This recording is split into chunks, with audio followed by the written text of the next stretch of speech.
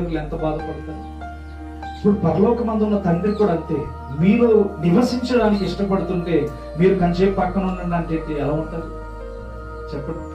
మీరు కంచేపు పక్కన ఉండండి, నా పాప పనులు చేసుకుని వస్తాను, నా పాపపు తలంచులు తీర్చుకుని వస్తానంటే దేవుడు ఏమాత్రమైనా నివసించగలడం అన్నది నివసించలేడు. ఎందుకంటే దేవుడు మనతో నివసించడానికి ఇష్టపడుతున్నప్పుడు మనము సమయం ఇవ్వలేకపోతున్నాం.